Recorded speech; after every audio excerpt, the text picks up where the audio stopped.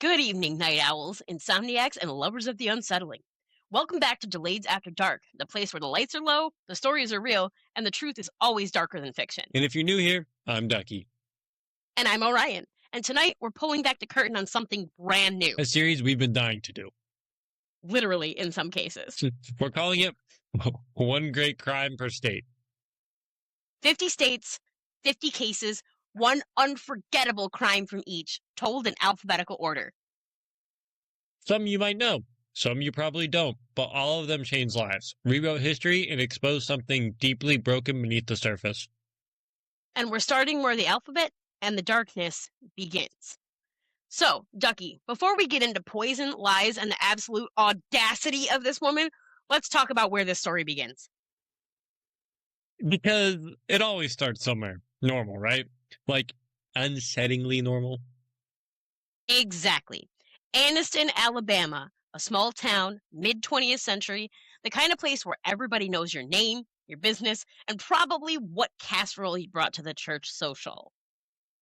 Which already makes me nervous. Small towns either produce saints or secrets.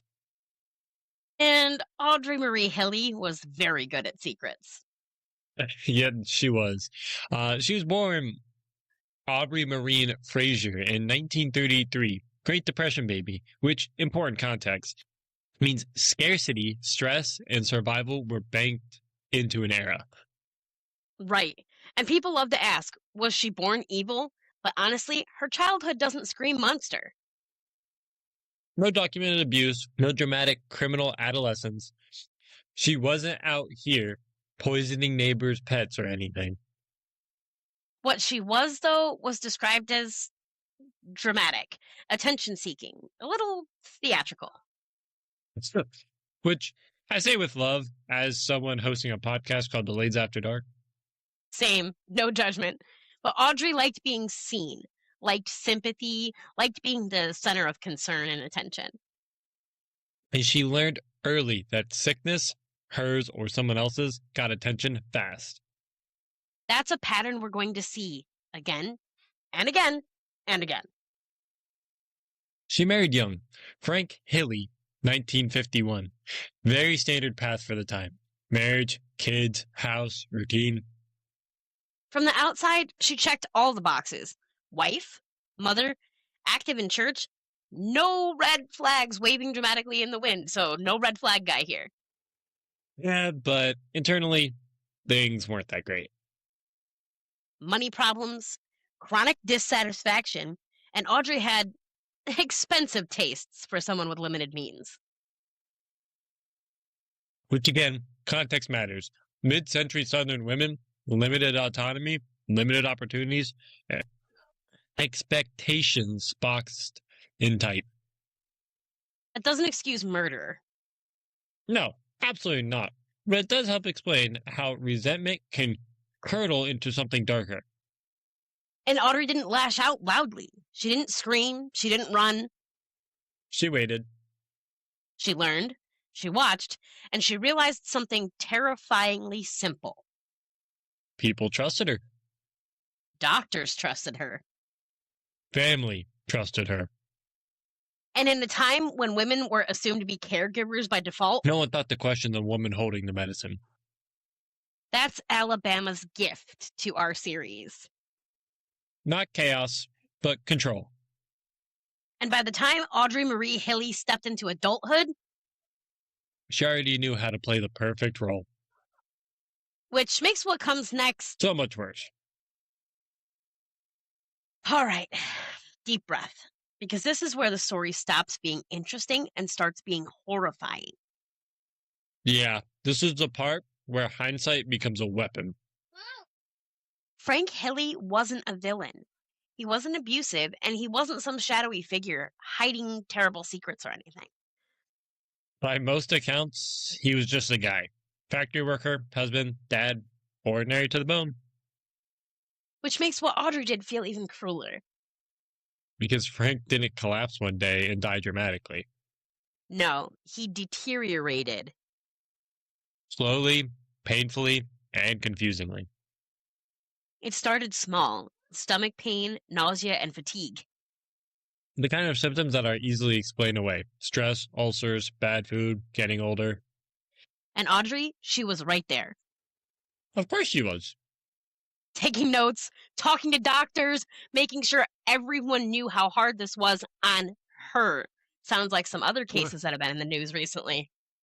That is true, but let's be honest, that really earned her sympathy points everywhere she went. Frank was even hospitalized multiple times over several years. And every time doctors came back with nothing concrete. No clear diagnosis and no smoking gun. Which is exactly what arsenic poisoning looks like when no one's looking for it. That's the nightmare. Aubrey was administering small doses, not enough to kill him quickly, But enough to keep him sick, enough to keep him dependent. enough to keep control. And here's the part that always gets me: she wasn't hiding in the shadows. She was visiting him, and she was feeding him, and she was even helping him take his medicine. Because she was trusted. And while Frank suffered, Audrey was busy taking out life insurance policies Multiple. on a man whose body was actively shutting down. That's not a coincidence at all. That's playing. Frank died in 1975. Official cause of death, though. Hepatitis? Which, now knowing what we know, makes my skin crawl. There was no autopsy. No toxicology. No questions. Just a grieving widow and a town that didn't want to look too closely. Audrey collected the insurance money. And there for a while, she won. Frank Hilley became a memory, A death certificate. a closed chapter. Except, poison doesn't stay buried forever. And Audrey certainly wasn't finished.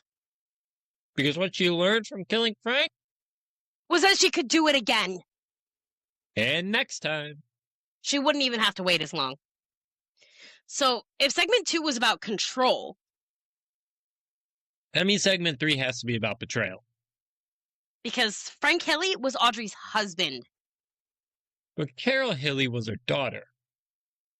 and that line, whatever moral boundary it represents, meant nothing to Audrey. Years after Frank's death, Carol started getting sick. And when we say sick, we mean like in an eerily familiar way. Same symptoms, same progression, Nausea, weight loss. pain that doctors couldn't quite pin down. It's like history repeating itself, except this time, the pattern is screaming. But at the time, no one connected the dots. Why would they? Frank's death was ruled natural. Aubrey's was a grieving widow. And Carol trusted her mother. Which might be the hardest sentence in this entire episode. Audrey told Carol she could help, That she'd be doing research. that she'd found vitamins, supplements. Injections that would strengthen her. And Carol, desperate to feel better, agreed. She didn't know the syringe was a medicine. It was arsenic. Administered slowly Deliberately. by the person Carol trusted most. Carol's condition worsened fast.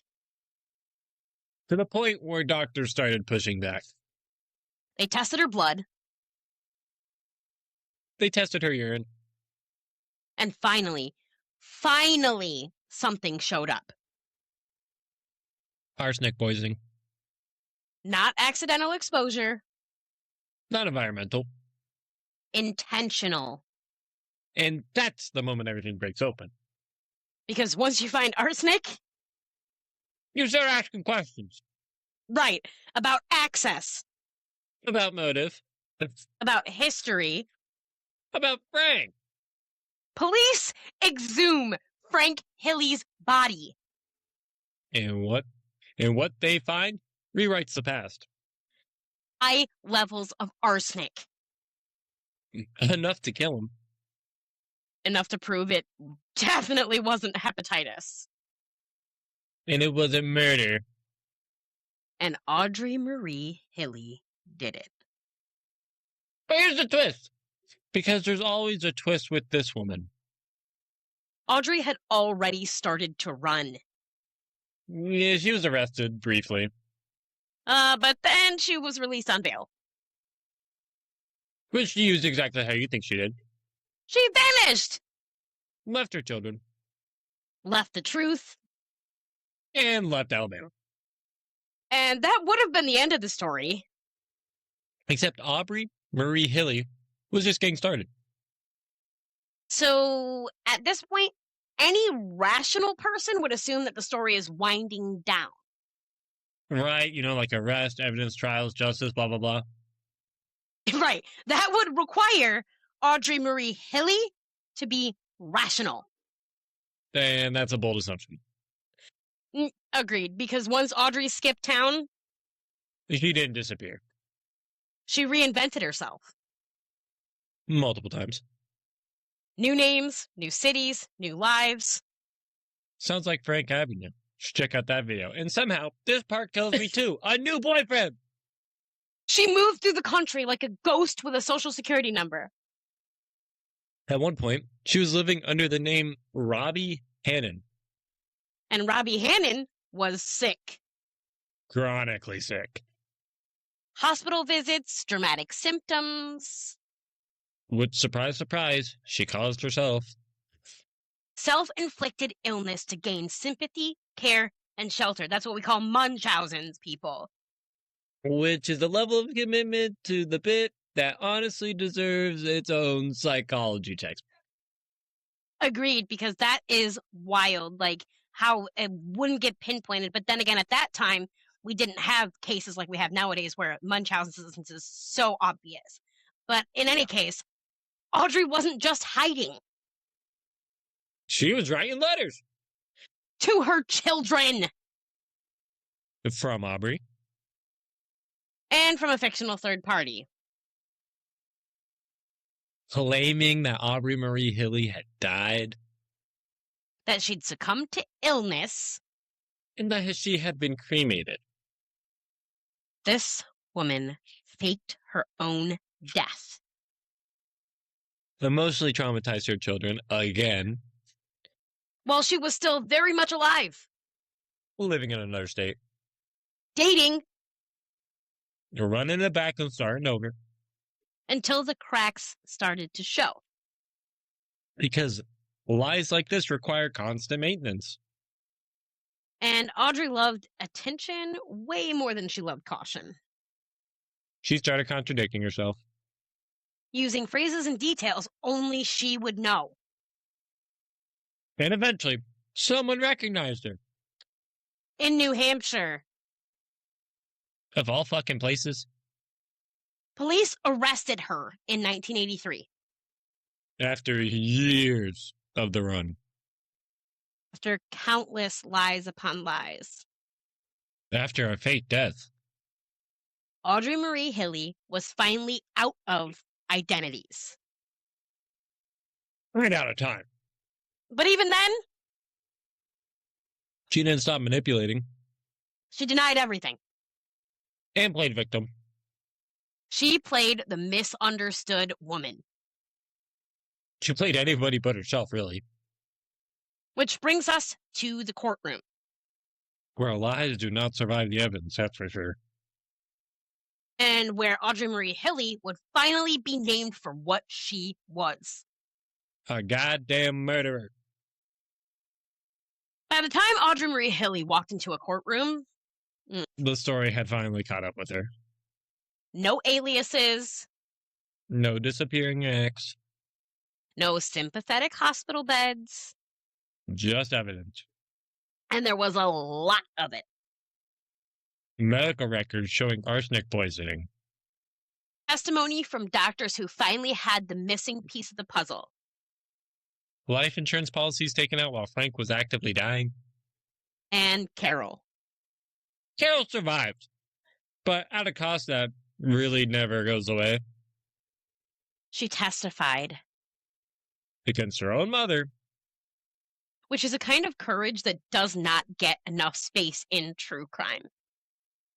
And that's a fact. That takes a lot of fucking, like, a lot of balls to do that. But Aubrey, meanwhile, did what she always did. She denied everything. Claimed she was misunderstood. Claimed she was framed. How the fuck do you claim you're framed with this? Claimed somehow that she was the real victim. The jury wasn't buying it. Not even a little. 1983. Miss Hilley was convicted for murder for the death of Frank Hilley. And attempted murder for poisoning Carol. She was sentenced to life in prison. Yay! No parole. No redemption arc. No more reinvention.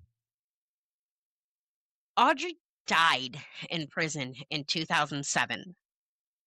No family by her side. No audience. No one left to manipulate.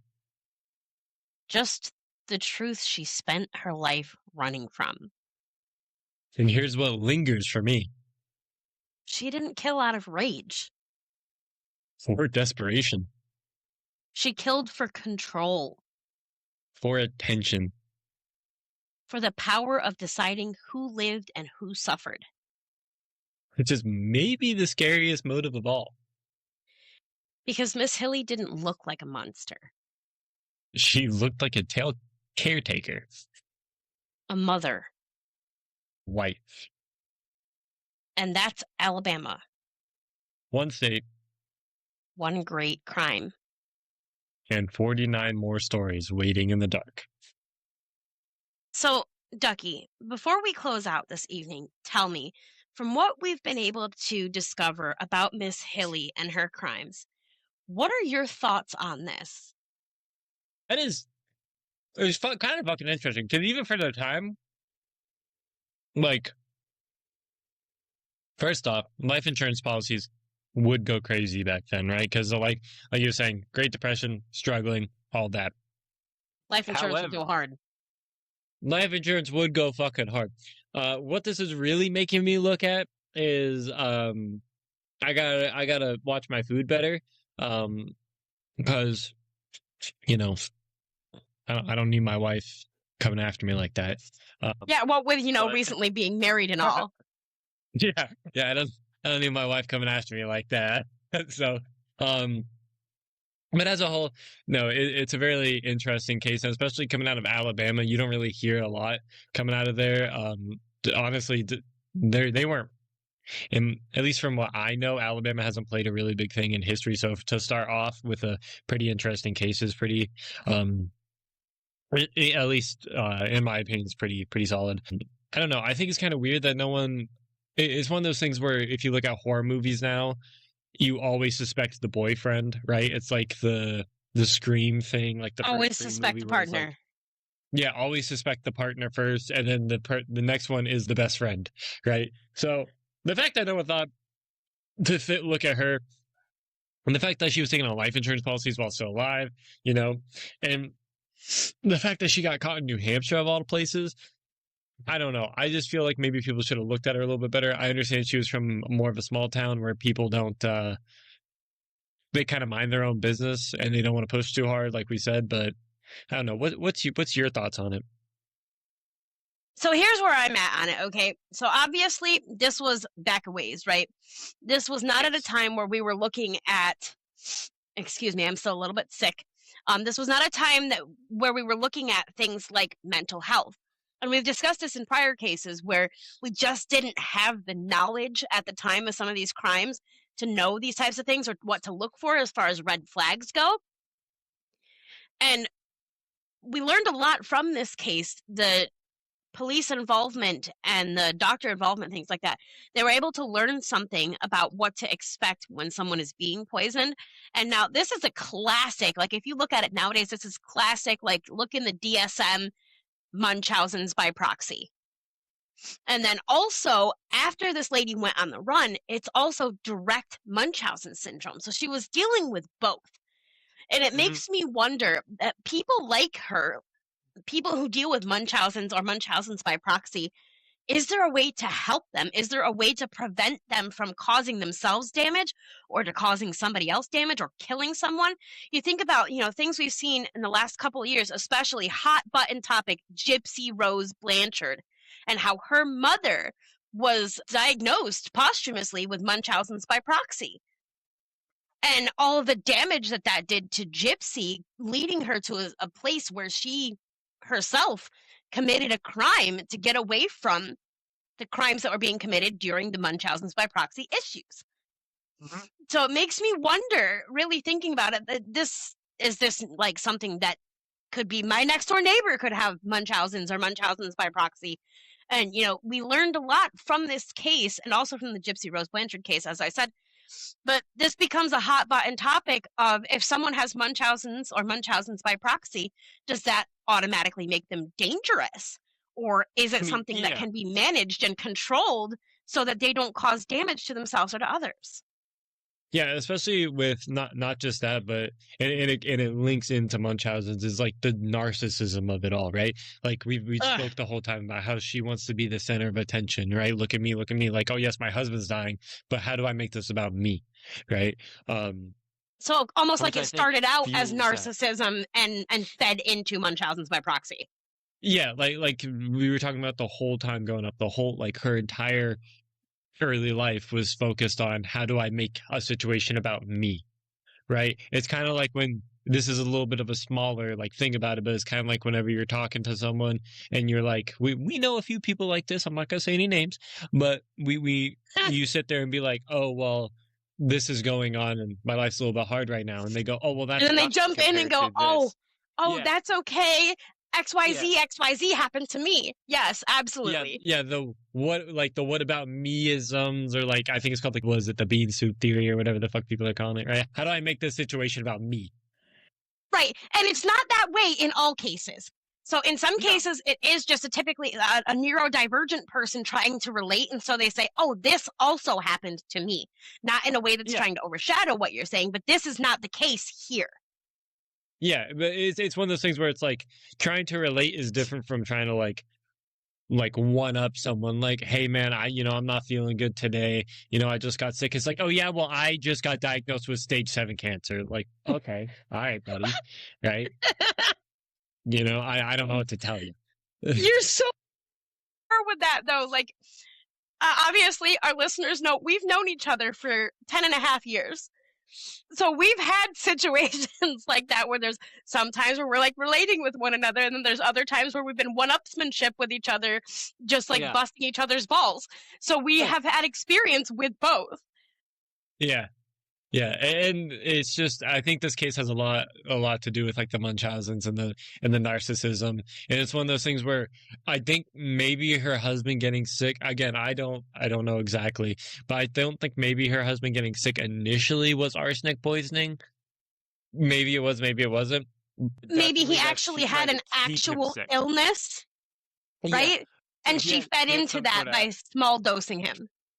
Yeah, she was like, well, I can just keep him sick, right? So boom, arsenic, right? And like we were saying, hey, no one's going to look at the grieving wife. No one's going to look that direction, because if you're right, then okay, you're right. But if you're wrong, you're the dickhead who just said like, hey, look, she's poisoning her fucking husband, right? Right. So, and then if you, not to sound kind of like cliche or anything like that, but like if you think about, comparing this to like watching crime shows and stuff like that, if you think about the Gibbs rules, okay? One of Gibbs's rules from NCIS is always question the partner. 100%, right? Because we've seen this in a few cases now where it's like the wife or the husband is now going after, the significant other. Not exactly, it might not be for some malicious reason, right? But it's like some people just snap.